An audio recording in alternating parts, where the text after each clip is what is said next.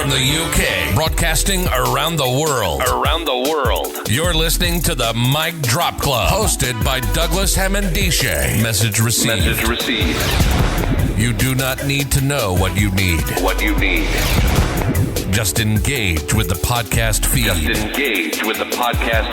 Providing weekly insights into cool stuff we've read, saw, did, or heard about what made us say, wow, eureka, damn, nothing is off limits. If it motivates and inspires you to reach your goals, then it shall be discussed. Featuring guest interviews from high performers and people of influence, and weekly awards for the best mic drop moment. This podcast is guaranteed to leave you pumped up for the week ahead.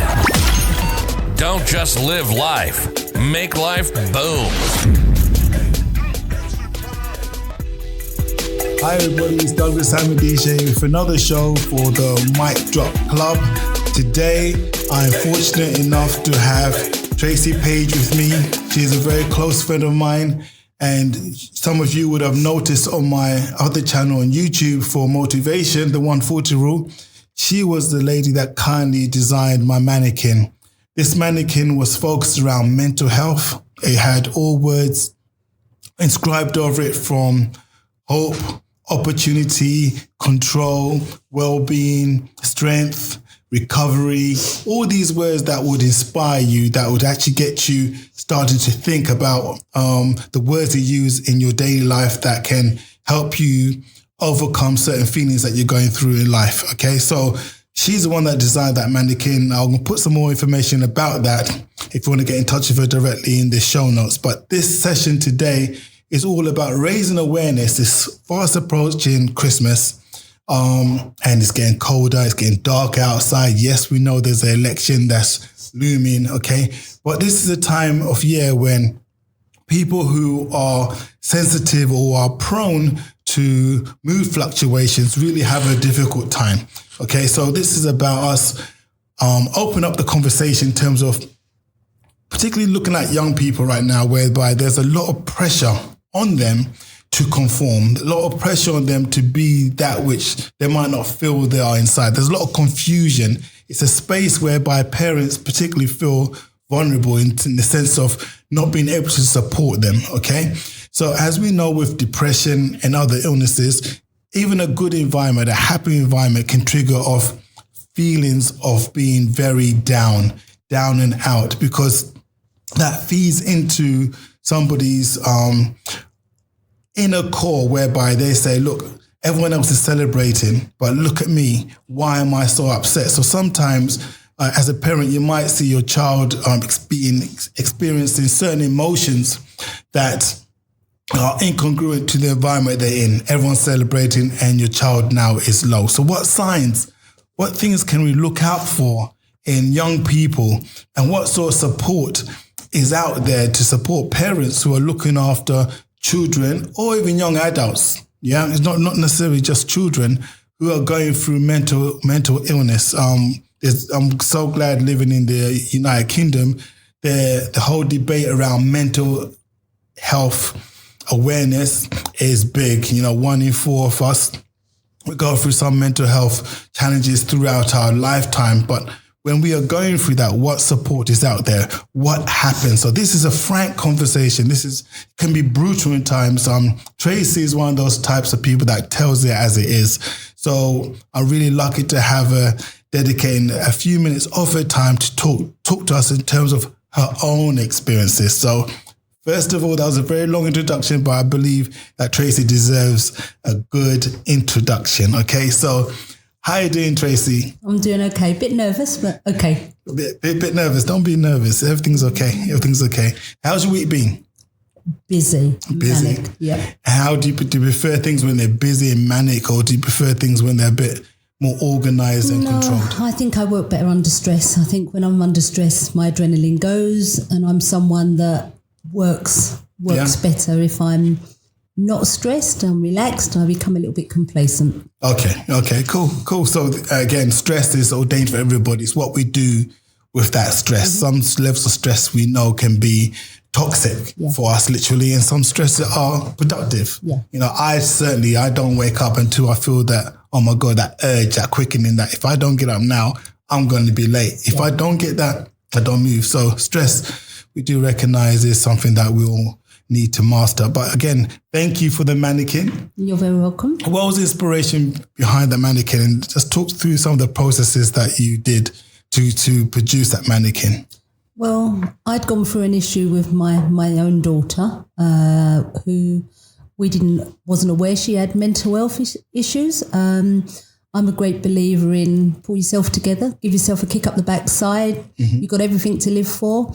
Until one day we got a phone call and we drove from Slough to Essex, 69 miles around the M25 to answer the door, and I knew something was wrong, and she'd actually taken 13 diazepam, and she was actually in the care of my 3-year-old granddaughter.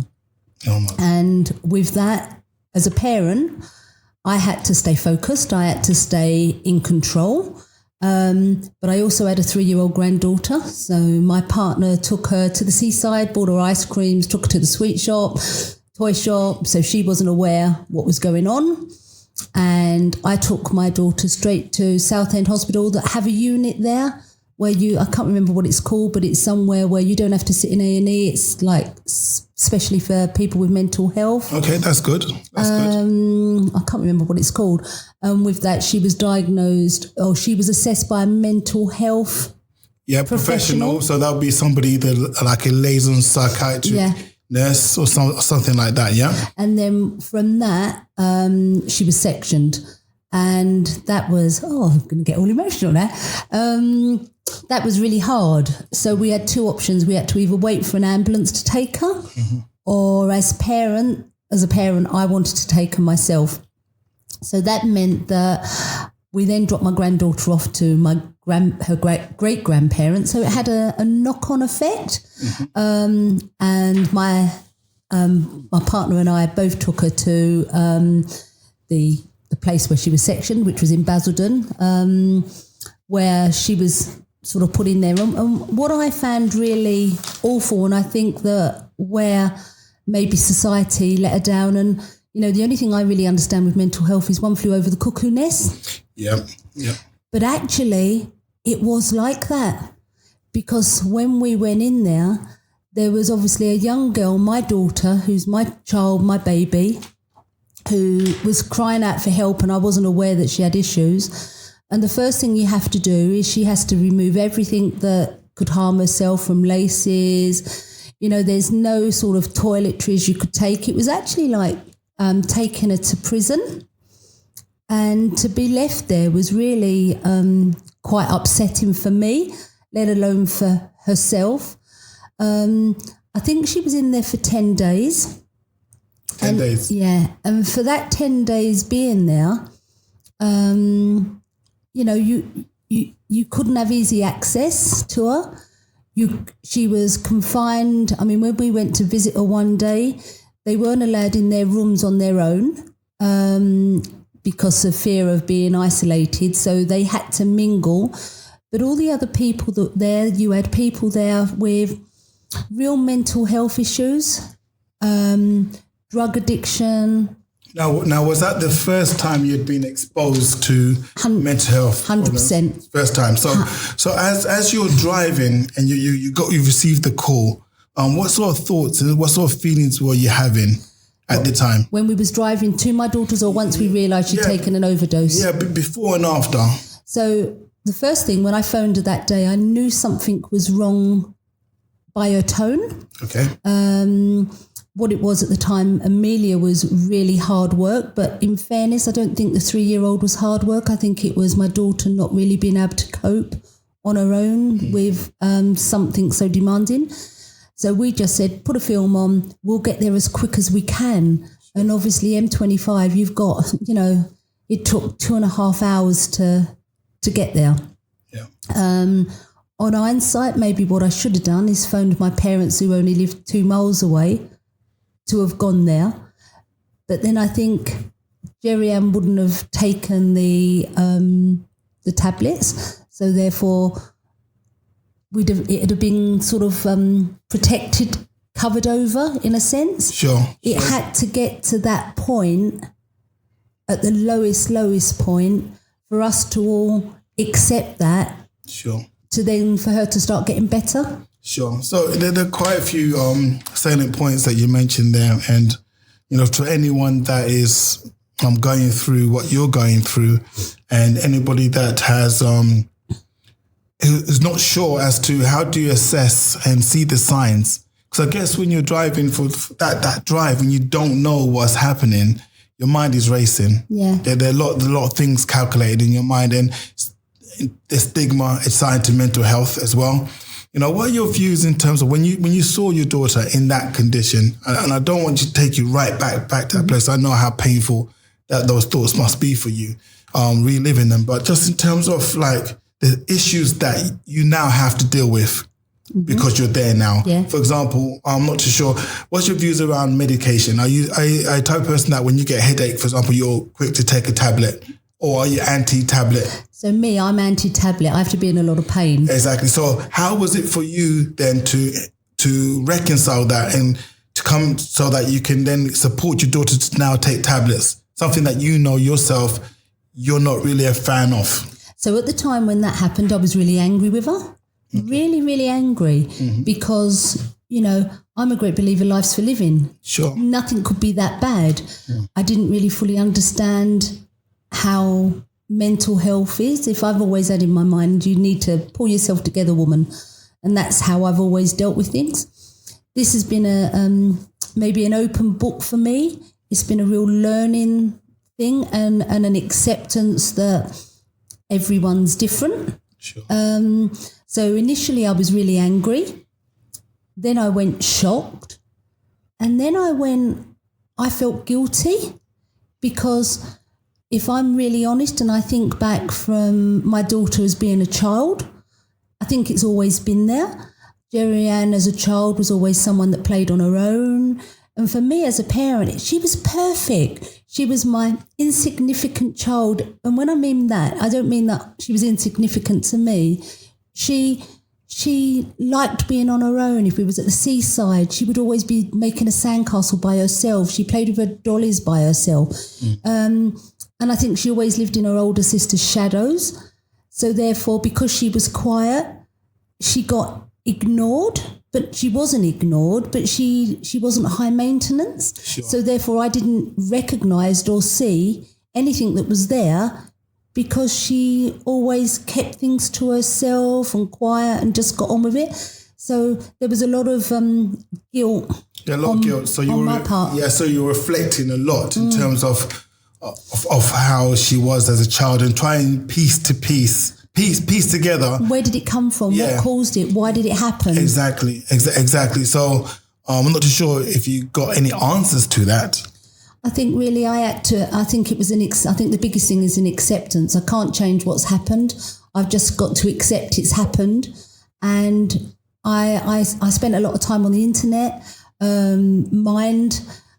Jerry-Ann, I took on board everything she said. So instead of her doing it on her own, I read quite a bit and I'm a talker. So by being open with other people and not being embarrassed at the fact that my daughter, because there's that stigma like, oh, you're mad, or your daughter got a section, and I'm quite open on that. So I don't keep things close to wrap. Yeah, and for those of you who are listening to this show outside of the UK, when Tracy is talking about sectioning, she's referring to somebody being put under the care of the Mental Health Act, okay, of which there are various sections. For example, Section 2, which be for assessment period of time, and there might be for up to 28 days, okay?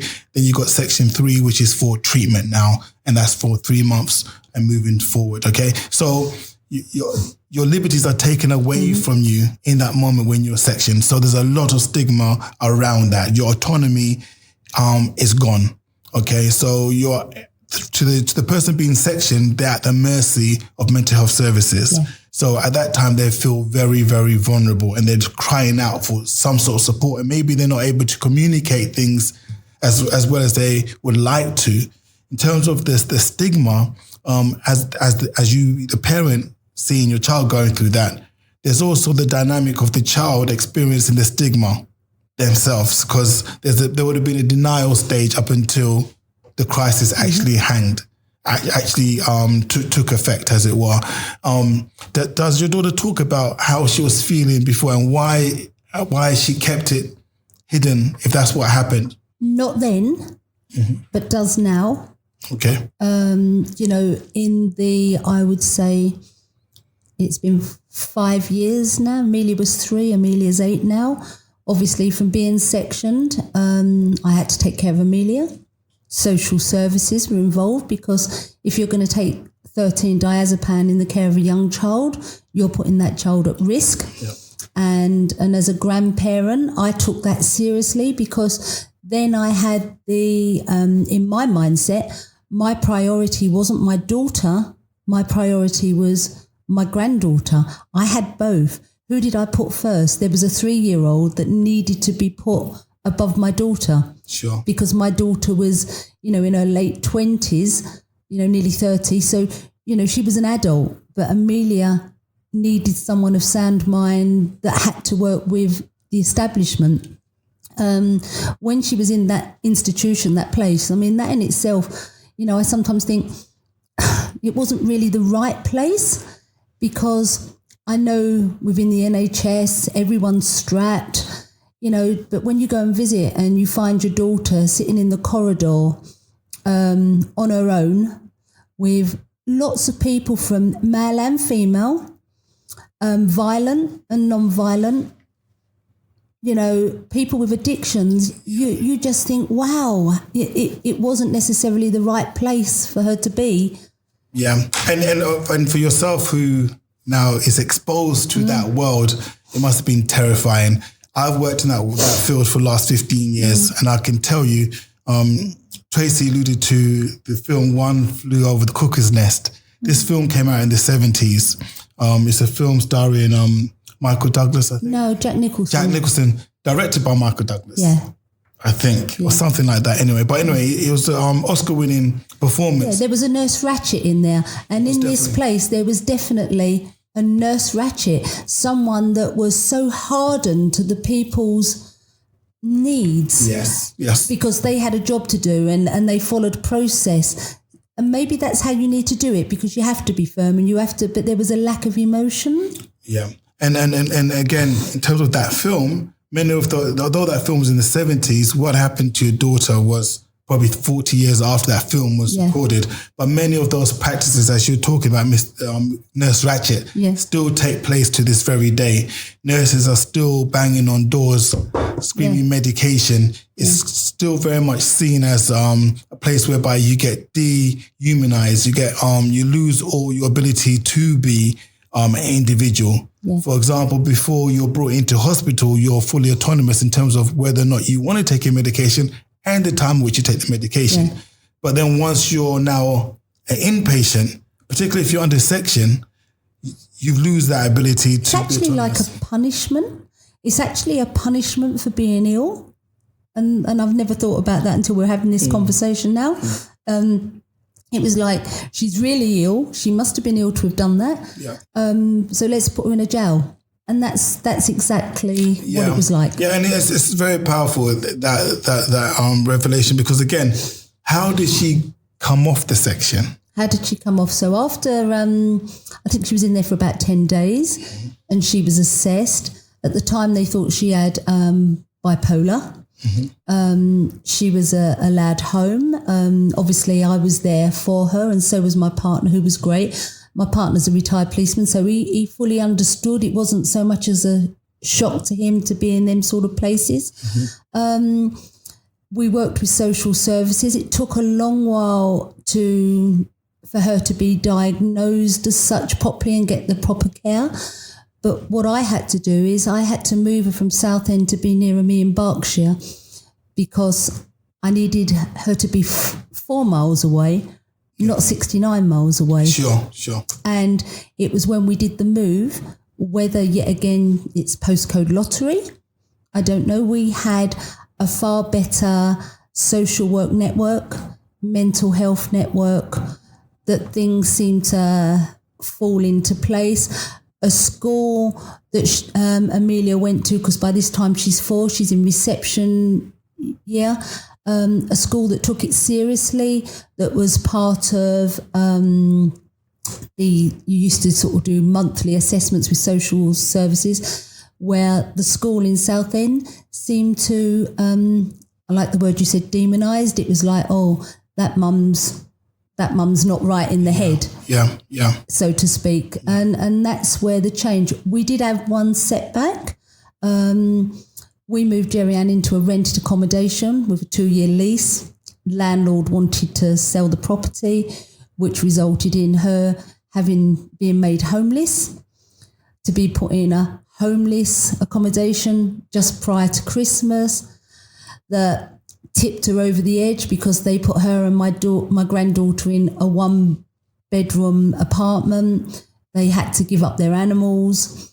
It resulted in her running away one day, police being involved, yet again taken seriously. Yeah. But yet again from that, she got housed. And I see things within, sort of digressing, when she got housed into a housing association, even when you've got someone with mental health that's not working, that's on housing benefit, even something like that whereby I think the housing benefit pay in arrears, the housing association has to be paid in advance. So therefore, someone with mental health is always behind in their rent when they're not. Exactly. And that causes real issues. Yeah. And we're seeing that a lot, particularly with the new universal credit, whereby by the time the benefits are paid out, they're out of sync, and that puts a lot of pressure on people. So people that don't have a mental health problem can then get a mental health problem because now they're either getting threatened to be kicked out of their accommodation. And remember, food, clothing and shelter, these are the foundations of what makes you who you are. So when you do feel vulnerable and you don't have those things in place, it's no wonder that people will be sicker for longer. So one of the things it highlighted to me is I've never really understood how people end up homeless. Yeah. But if Jerry-Ann hadn't have had me as a parent who happens to work full time, that takes my responsibility as a parent seriously, no matter how old they are. If she hadn't have had Amelia, she quite possibly, she would have been on the streets, because at that particular time, for Jerry-Ann to be housed in a homeless accommodation was only because she had a child. Exactly. And that's frightening. That is very frightening. And again, I salute you for being the soldier that you are. Thank you. The strong mother that you are, the good friend that you are.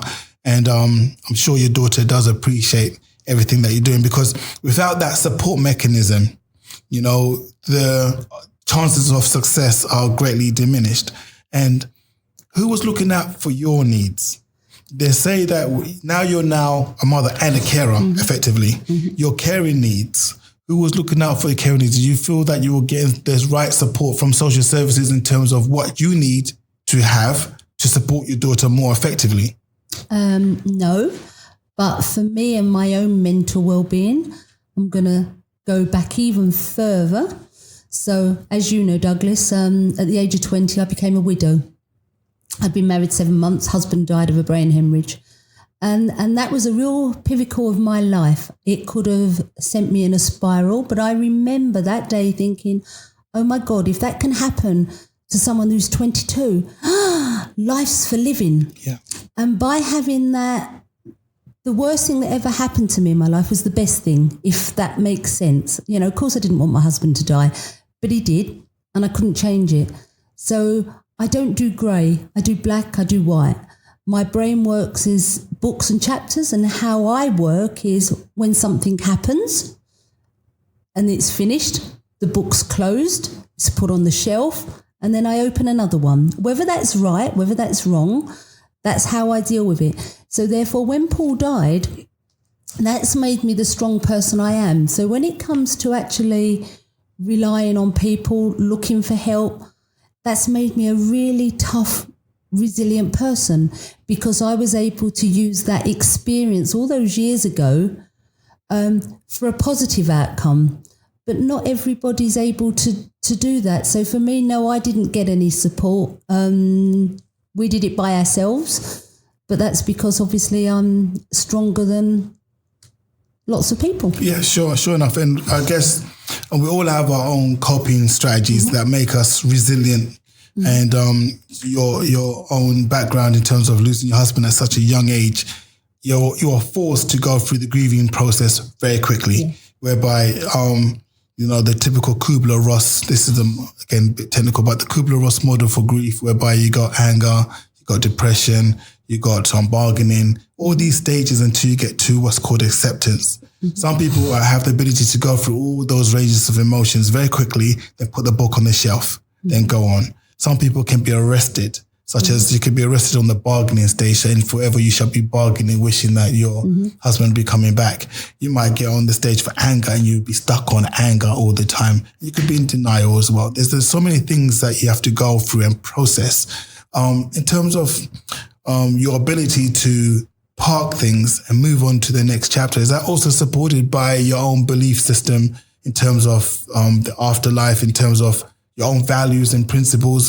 Does that feed into that as well? Or is it more a reaction to what's happened to you that's made you? I think it's more of a coping mechanism. So everything that's happened in my life, and there's been lots, that's how I cope. So, my partner, my husband, he said many years ago, if we was to ever split up, would we stay friends? And I went, oh no. And he said, well, why not? And I said, because there's two things in my book. We're either not getting on and we're really falling out of love, and for me to survive, it would be book closed, move on, or you've really done something that's broke my heart and it's really upset me and devastated me, and for me to cope, the book needs to close for me to move on. Now, I'm not saying that's the right way, but that's my way. Exactly. I think everybody has to be able to find their own way. You said that you like talking. You're a talker. Do you feel that talking helped you? Absolutely. 100%. I think I must have, but when I became a widow, I must have bored people senseless. Some of them things that you've just said about the anger and acceptance, I can remember in the early days reading things about, a young child had just died, and I'd go, oh yeah, so what? So I can recognise all those stages. But the one thing that I did is I spoke about it. And Douglas, some of the things I've gone through, I think by being open and talking about it, it's a release. It's a way that because if you don't, you would, whether I should say this or not, you would go mad. You would drive yourself crazy. You have to have someone or something to share with and be open and transparent, and it makes it all a little bit easier. Yeah, I think so. And it makes you more human. I know for some people who are guarded and they're closed, that feeling, they sometimes describe it as feeling naked and exposed. But ultimately, once you're able to express and channel some of these thoughts that are not clearly formulated in your head and bounce them off other people of like mind along the round, as long as you share it with the right people. If you share things to any Tom, Dick and Harry, you're going to get questionable results. But I guess finding the right people that you can have that heart to heart, have a cup of tea, go through that therapeutic process of talking through your challenges and seeing what comes out of it. Because sometimes you need to see things from different perspectives, from different ethnicities, from different ages, from different backgrounds, whatever the case would be, for you to get that more holistic type of view in terms of what you're going through. And you evaluate it. And I can remember having a conversation with you the beginning of the year when my dad passed away, suddenly. And I had a dilemma of the funeral and what should I do? And should I be going back to the house with my sisters and doing the thing because society says I need to do that? Or my dad's dead, just go there and do what, and I spoke to you about that, and you gave me, your views, and I went away and I evaluated it, and then at the end of the day, the decision I made was the right decision for me, with living with no regrets. So not just with mental health or with issues you have in life, with work, with everything. Sometimes people say things to me, and instead of me thinking, oh, how dare they say that? I know my job. You take it on board And you go, okay. Or you might receive an email and you think, I like the way that's worded. I'll save that because I'll possibly use that again. And every day we're learning, and every day your mind has to be open to new things. Exactly. And I like the word, your mind has to be open. And that I done another show a couple of weeks back about being radically open-minded. And I think when you have a loved one that has gone through or is currently going through mental crisis, you're forced to be open-minded. You're forced because at that particular moment, all your hopes, all your wishes and goals for that young one are dashed out the window. If I'd have stayed the same as, oh, for goodness sake, pull yourself together, woman. You've got a 3-year-old child. You've got everything to live for. What could be wrong? I would have lost my daughter. I had to accept what she was saying, how she was feeling, and how that was going to move on. Here we are now. Oh my goodness. She mentors me. She says to me, she is a totally transformation. But if I hadn't have opened up and accepted what she was going through, I would have lost her. Because what's the point of her having a mother in her life that doesn't accept how she is, who she is? Because the condition she's got, they've diagnosed now, it's personality disorder syndrome. Don't fully understand, but that's what it is. So therefore it's not bipolar. It's complicated. It's complicated. So there's no sort of trigger. One day she can just twitch. She can just switch from one to the other. But I accept that. I mean, when I married my husband 2 years ago, so it's been quite a traumatic past couple of years. I lost my mum in 2017.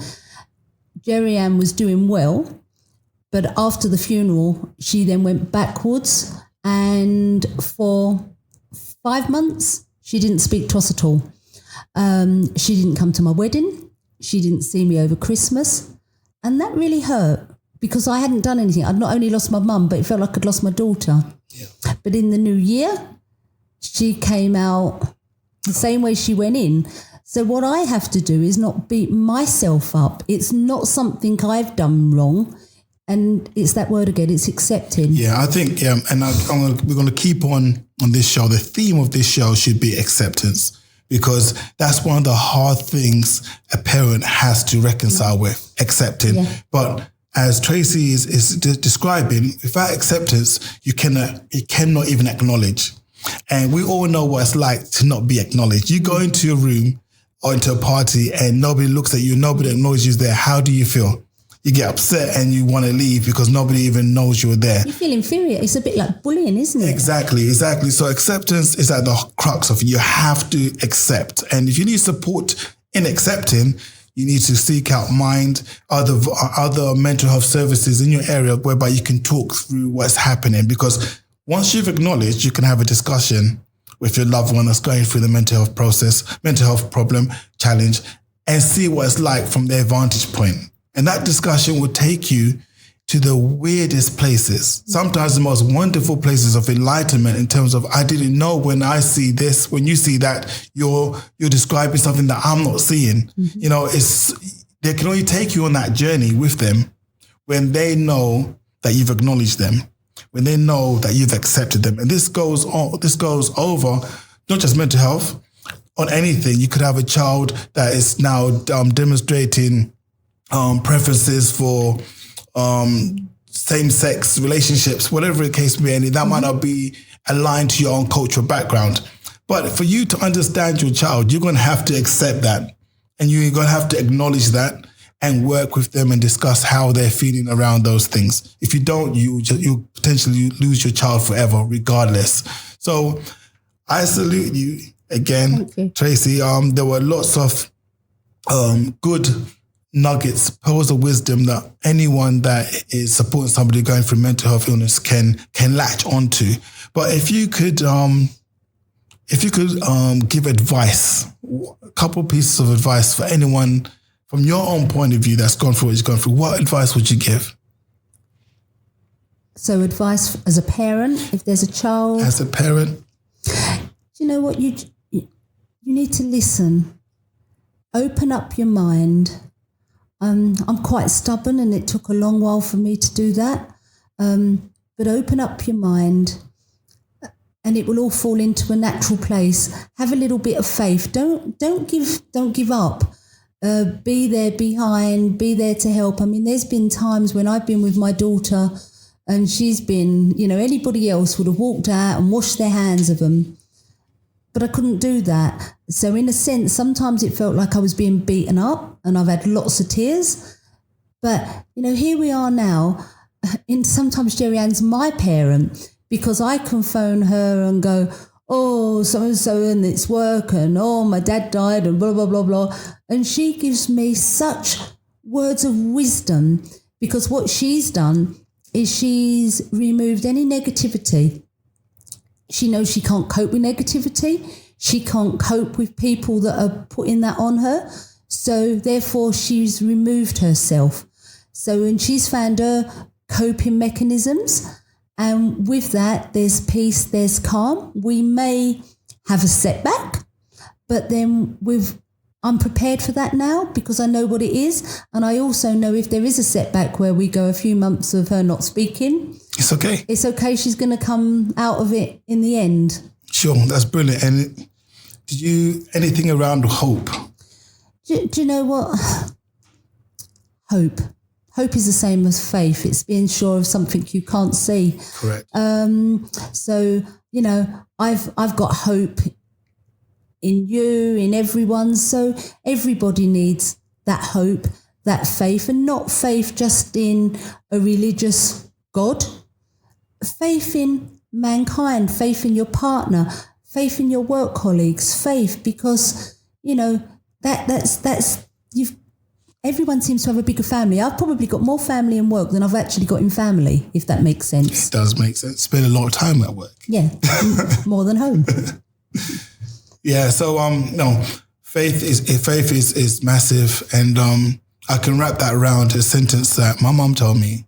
Sometimes in life, in fact, all the time, you need to believe in the power of belief. Mm-hmm. And as a mental health professional, when people are going through that crisis, no matter what background they have, my primary job is to instill hope in their parents, hope in the individual, because once hope is gone, they're completely at the mercy of just the medication, and that is not the way you want to go forward. Believing in just belief. Yeah. Forget all the nuances of what that could entail, the different types of, say, gods and all that kind of stuff. Forget all of that. Just believing in belief itself is enough for you to empower somebody that they can recover. But that word you've just given me, I'd forgotten about. Jerry Ann's turning point was faith. Yeah. She actually initially turned to God. She joined a small group within her local area where she lives. She now doesn't feel the need to go there every Sunday, but she's made a support network of really close friends. So by having that, I suppose, all that group of people that were together all had the same belief, hope and faith. Yes. And by that is what Jerry Ann needed. Yeah. And from that, she's evolved, and she's used that she doesn't need to go to that church every Sunday, but she does pray, she does have her faith, she does have her belief, and she's got a really strong network. So if I'm not there, I'm quite happy to go away on holiday without thinking, how will she be with me not being there? And she's got that group. Sure. And I like the way you described it earlier. I just made a couple of notes here. In terms of your daughter now understands what's not helpful for her, like negativity and all of that kind of stuff. When she was sectioned and became an inpatient, her rights and liberties, a lot of them were taken away from her. Now she's focused on her own strengths. Absolutely. Okay. So can you give me some examples whereby she now is being more assertive and being more in control of her own destiny? So where she's in more control, she's now got a beautiful home. She's had a second baby who's absolutely divine. I've seen her. She's gorgeous. She she goes out with a couple of the ladies that she's met from the church on a Sunday afternoon. They'll go out for lunch. Jerry Ann's always been an isolated, lonely person. When she first moved to the area, you could understand why people wouldn't talk to her in a sense, because she'd walk to the school, she'd have a anorak on with a hood over her face, she had crazy colour hair, and that was like being like an animal, really. That was a back off, don't talk to me. But now she's gone back to being naturally blonde. She shows her face. She's beautiful. And with all of that, she's joined a parenting group. She goes to mother and toddler. She's got a couple of neighbours that have got health issues. And she's the one there that's now supporting them. Excellent. So that's brilliant. That's what we mean by recovery. When you're a parent and you see your loved one go through crisis, you feel the loss because you might have had hopes and aspirations for your child to become what you want them to be.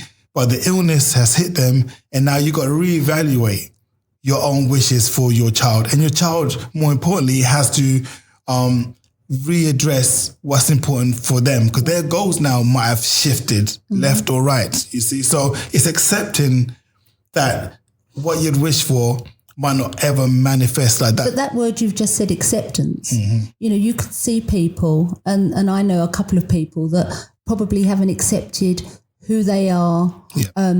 And so therefore you can see that they can be troubled.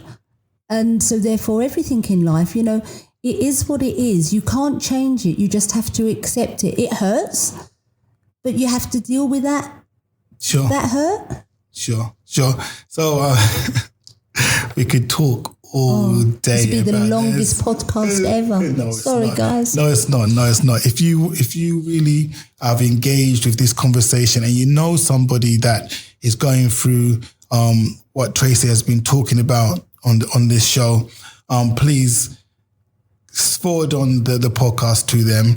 Instill some hope. Allow them to express how they're feeling. Listen. When listening is one of those things that I would say the English don't do quite well, because we like noise. We like repetition of words vibrating the airwaves. But when you listen to somebody, you got to be quiet. It's like 80-20. If you're a good listener, you only talk about 20% of the time. 80% of the time you're listening. But too many times we want to dip in and say our piece, and that's giving our advice. And we got to be conscious and very courageous and aware of the fact that when someone's going through mental health, giving too much advice, particularly when there's no consent, can be extremely damaging for the individual. We should always try to ask them for their consent first. For example, say, do you mind if I give you my opinion? Because that's all it is, because they're the ones that are experiencing the phenomenon. They're the ones that are going through that crisis. So that's what I did in the beginning. Yeah. In the beginning, being that stiff upper lip, pull yourself together, I was putting my opinion on my daughter, saying, there's nothing wrong with you. You don't hear voices. Get over it. Yeah. But then when I listened, and accepted I could help. And by helping, the help has just really been to be there and to not give up. Tracy, you're a beautiful soul. And thank you very much for sharing your time. It's dark here now. I know you need to get on. So thank you very much, and catch you guys on the next show. Thank you. Bye. Yeah. Bye. Thank you for listening. Don't forget to check out micdropclub.com and get the show notes and useful links. Subscribe to the podcast. Don't just live life. Make life boom.